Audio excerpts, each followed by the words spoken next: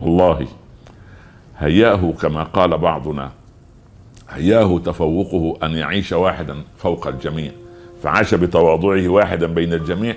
لو لم يكن رسولا لكانت إنسانيته وأخلاقه تصلح أن تكون رسالة. تأتيه هرة تمر عليه، يصيغ لها الإناء، يعني يميل لها الإناء لتشرب، فإذا شربت توضأ من مكان شربها ليضع معلم من معالم الفقه. يا الله! فسيدنا علي يجد طبقا من الرطب امام النبي صلى الله عليه وسلم، قال: اجلس يا علي فكل. قال: لا، انا شبعان يا رسول الله. قال: لا تجمع على نفسك امرين، جوعا وكذبا، انت جعان وبتكذب علي كمان. يلطفه، فجلس علي ياكل من جوعه ويضع النوى امام رسول الله، والرسول يكلمه، فالرسول مش واخد باله.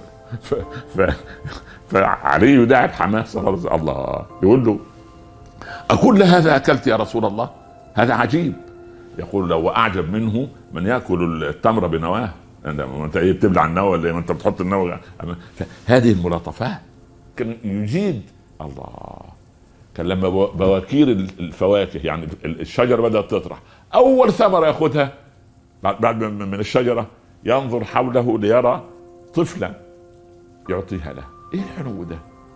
ايه الحنو ده؟ سبحان الله العظيم. ابو هريره تنادي عليه امه، تقول له: بالله عليك اكتبوا هذا ورائي، وقف واكتب عشان تتمثل، خليهم قدوه. يا ابا هريره، يا عبد الرحمن، عبد الرحمن بن ابي الصخر، يا ابا هريره. قال: لبيك امه. فشعر ان التون الصوت ارتفع مع انه بيجاوبها: لبيك امه، نعم سمعا وطاعه، ايوه يا امي، سبحان الله. فسمع، لا، فقال: فلما استشعرت أنني رفعت صوتي عاليا ليصل إلى مسامع أمي عاليا، ذهبت إلى السوق فاشتريت عبدين فاعتقتهما كفارة لرفع صوتي على أمي. يا أمك يا ولدي. يا الله! عصر بإذن الله. صلى هارون الرشيد وراء الكسائي أبو اللغة، لا يضاهيه إلا سيبويه، بس يعني شيخ العربية الكسائي. فأعجبتني قراءتي وهو بيقرأ، هو عارف اللهجات. والكسائي ده كان عنده 11 سنة، كان حافظ القرآن و100,000 حديث بالأسانيد، وسبحان الله العظيم، و100,000 قصيدة، منها القصيدة اللي 100 بيت، سبحان الله، 100 وال200 كما قال. المهم يعني، فالكسائي صلى فأعجبته صلى، فأخطأ في القراءة خطأ لا يخطئه طفل صغير. قال: لعلهم يرجعين. ما فيش في القرآن ولا في اللغة يرجعون، لكن يرجعين دي أبدا ما فيش في اللغة حتى. فهارون الرشيد علامة، فقيه لغوي هو كمان، سبحان الله.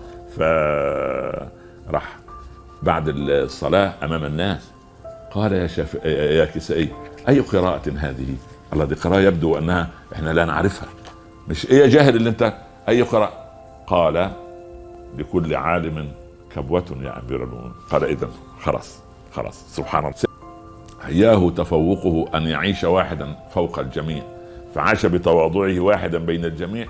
لو لم يكن رسولا لكانت إنسانيته وأخلاقه تصلح أن تكون رسالة.